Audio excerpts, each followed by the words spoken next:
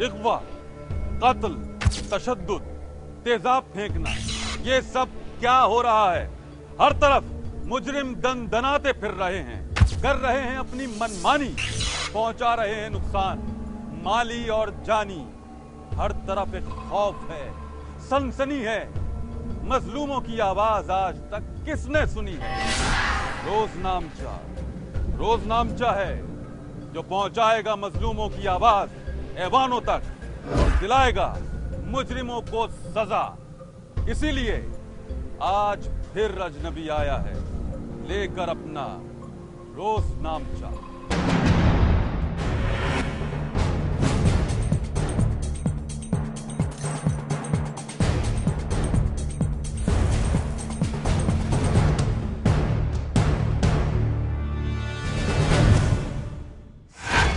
मुल्तान, एक शख्स घर से निकला, फिर लौट कर वापस ना आया। कहां गया आखिर? घर वाले निकल पड़े उसकी तलाश में, लेकिन कैसे मिलता? वो इतनी दूर निकल चुका था कि वापसी के सारे रास्ते उसके लिए बंद हो चुके थे। मगर पुलिस ने पता लगा ही लिया और फिर ढूंढ ही निकाला उसको।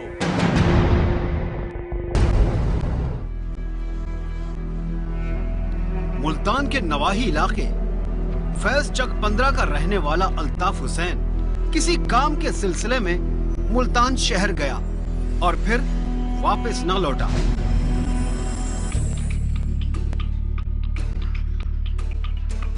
कुछ दिनों बाद घर वाले निकल पड़े तलाश में।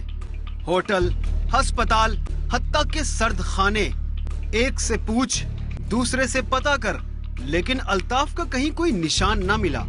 थक हार कर भाई और रिश्तेदार एजाज ने थाना बस्ती मलूक का रुख किया और गुमशुदगी की रिपोर्ट लिखवाई।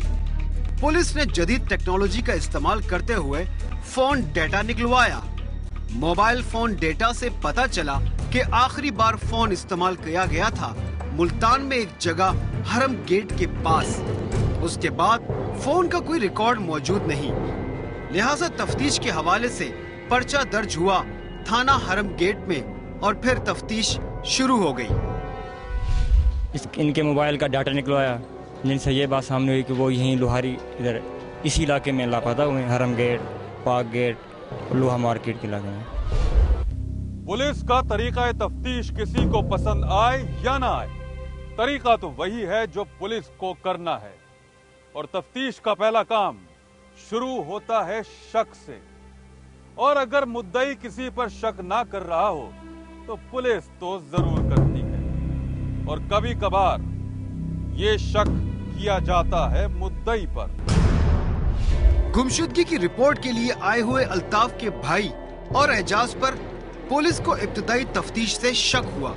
उसके बाद थाना हरम गेट की पुलिस ने मखसूस तरीके इस्तेमाल करते हुए एजाज को सब कुछ बताने पर राजी कर लिया।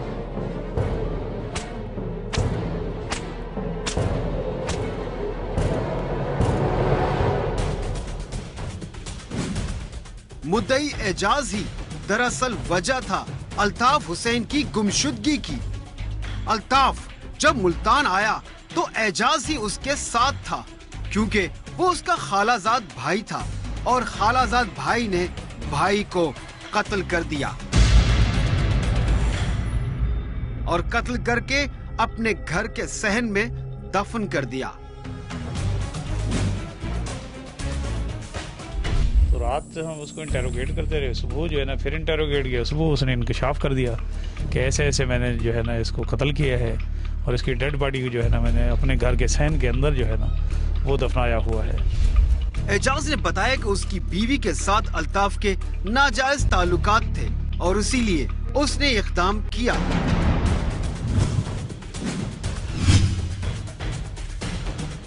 हमें शक भी नहीं था कि ये काम कर भी सकता है। एजाज है ना, मेरे शादी ने 2 पहले पहली बीवी है उन मकानी बसाया नजायज तल्लुकात जहां।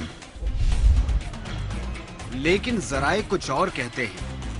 बात यह है कि एजाज एक आदी मुजरिम है और उस पर 6 अफराद को कत्ल करने का इल्जाम भी है। लेकिन वो सजा से हमेशा बचता रहा। एक और चीज जो एजाज की खासियत है वो है उसका जुनूनीपन। वो किसी चीज को हासिल करने के लिए चोरी नहीं करता, ना ही उसे मांगता है, बल्कि जिसकी मिल्कियत हो उसे ही खत्म कर देता है। चीज उसे खुद ब खुद मिल जाती है। इसके अलावा एजाज किसी को मारने के लिए आतिशी हथियार इस्तेमाल कभी नहीं करता, बल्कि कोई भी चीज, ईंट, पत्थर, लोहे का कोई औजार, हत्ता कि कुर्सी भी उसका हथियार बन जाती है।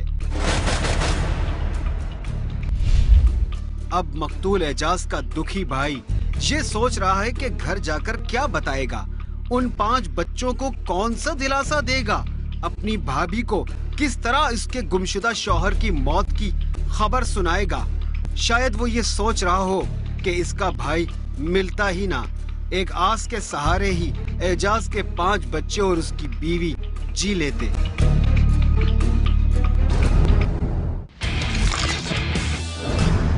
कुछ लोग ऐसे भी हैं जो शादी करते हैं, औलाद होती है, कई साल एक साथ रहते गुजारते हैं, मगर दोनों के बीच में कुछ ऐसा होता है जिसे वो एक दूसरे से छुपाते फिरते हैं।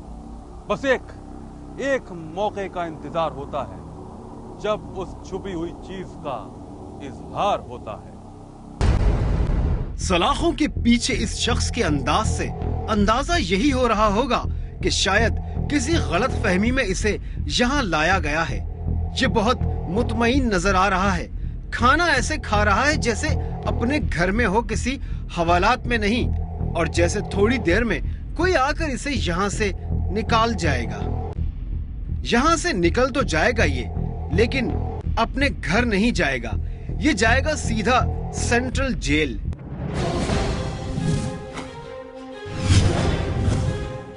क्योंकि इसने कर दिया है किसी का कत्ल।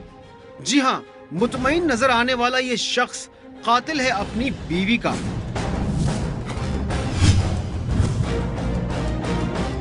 इसने रात तकरीबन 3 बजे अपनी बीवी साजिदा पर पहले सब्जी काटने वाली छुरियों के वार किए और फिर ईंट उसके सर पर मारकर साजिदा को जाँ बहक कर दिया और फिर सीधा तैमूरिया थाने पहुंचकर इसने गिरफ्तारी दे दी। सुबह उसने 6 बजे मालो को बताया, मालो को लोग लेके थाने आया। हम गए, जाके डेड बॉडी वहाँ से रिकवर्ड की, अब्बासी शहीद अस्पताल लेके गए, फर्स्ट कार्रवाई की है, उसके वालिदैन को इतला किए। अब वो उसके वालिदैन आ रहे हैं, वो अपनी एफआईआर लाज करेंगे, उसके बाद जो भी कार्रवाई होगी करेंगे। गुलाम सदाकत 10 साल पहले साजिदा को ब्याह कर अपने घर लाया था। इन 10 सालों में इनके यहाँ 5 बच्चों की विलादत हुई। बाकर कहता है कि कत्ल वाली रात वो बरामदे में सो रहा था कि उसकी आंख किसी आहट से खुल गई। उसने देखा कि कोई शख्स कमरे से निकल रहा था जहाँ उसकी बीवी बच्चों के साथ सो रही थी। गुलाम सदाकत कहता है कि इसने उस शख्स का पीछा किया, लेकिन वो अंधेरे का फायदा उठाकर भाग निकला। खून इसकी आंखों में उतर आया था।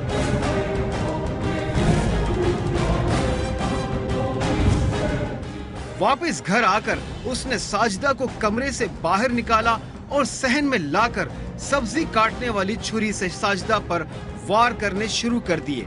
इसने साजिदा को शदीद जख्मी कर दिया, लहू लहान कर दिया, लेकिन सदाकत ने तो करना था कत्ल और सब्जी काटने वाली छुरी से ये काम होता नजर नहीं आ रहा था। फिर इसने उठा ली घर में रखी एक ईंट और साजिदा के सर पर मारना शुरू कर दी, उस वक्त तक जब तक उसकी जान न निकल गई। तो 3 बजे उठा मैंने, दूसरे बंदे के साथ बीवी थी। फिर जब मैं उठने लगा बंदा भाग गया। जब मैं वापस आया बीवी से पूछा, मैंने बोला कौन था, उसने बोला नहीं है। फिर मैंने उसको वो छुरी नहीं है सब्जी काटने वाली, उससे मारा है। फिर आखिर में बुलाक मारा है। इस सारे वाकये के दौरान बच्चे कमरे में ही रहे। कत्ल करने के बाद गुलाम सदाकत मालिक मकान के पास गया और कमरे से बच्चों को निकालकर मालिक मकान के पास ले गया। और उसके बाद तैमूरिया थाने जाकर गिरफ्तारी दे दी। इन बच्चों को मालूम ही नहीं कि उनकी माँ कहाँ गई और बाप कहाँ चला गया, लेकिन मालूम तो गुलाम सदाकत को भी नहीं कि ये इक़दाम करने के बाद इन बच्चों का अब होगा क्या। और उसकी हालत से लग यही रहा है कि उसे इस बात की कोई फिक्र भी नहीं।